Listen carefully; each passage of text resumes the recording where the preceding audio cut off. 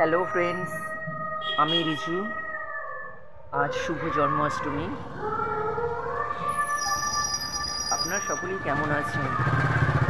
নিশ্চয়ই ভালো আছি। শুভ জন্মাষ্টমী উপলক্ষে আপনাদের জন্য রইল আমার তরফ থেকে অনাবিল প্রীতি, শুভেচ্ছা এবং ভালোবাসা। সকলেই আপনারা ভালো থাকুন। আপনারা দেখতে পাচ্ছেন বৃষ্টি পড়ছে। এই রেনি সিজনে আমি বসে আছি একটা ছোট্ট ঘরের মধ্যে।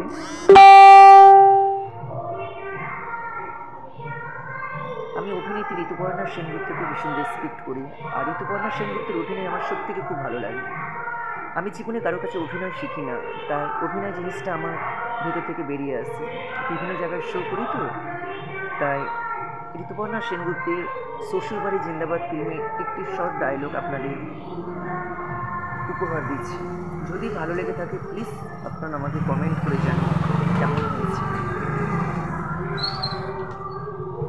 টাইটেল: শ্বশুরবাড়ি জিন্দাবাদ, ঋতুপর্ণা সেনগুপ্ত।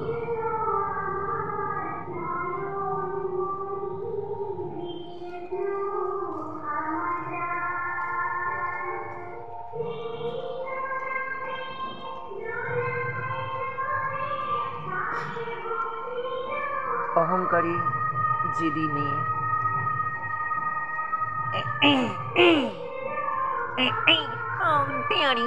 আমি তোমার সাহস থেকে অবাক হয়ে যাচ্ছি।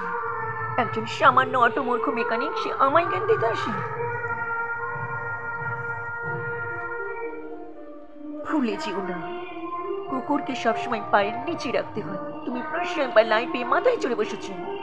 আমি কি পড়বো না পড়বো সেই ডিসিশন শুধুমাত্র আমি নেব। আশা করি তুমি নাও।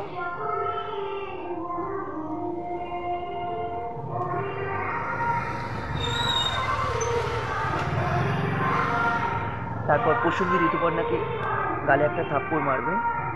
তারপর ঋতুপর্ণা নিজের ভুলটা বুঝতে পেরে তখন সেই অ্যাক্টিং থেকে আর একটা অ্যাক্টিংয়ে যখন আসবে, একটু সিম্প্যাথি অ্যাক্টিং, তখন বলবে তার নিজের ক্ষমাটা সেই চাওয়ার জন্য প্রসঙ্গের কাছে আসবে। সৌমা, তুমি আমায় ভুল বুঝলে সৌমা। আমি তোমায় ভীষণ ভালোবাসি সৌমা। আন্টি বিশ্বাস করো, এই পোশাক পরার জন্য আমার মামাকে কত অনুরোধ করেছেন, কিন্তু আমি এই পোশাক পরতে চাইনি। তবে কি সৌমা আমায় ভুল বুঝলে? তুমি আমায় ভুল বুঝো না সৌমা। আমি তোমায় ভীষণ ভালোবাসি সৌমা। হ্যাঁ সৌমা, পয়সাটা দাও সৌমা।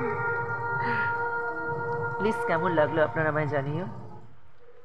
অল দ্য বেস্ট, শুভ রাত্রি।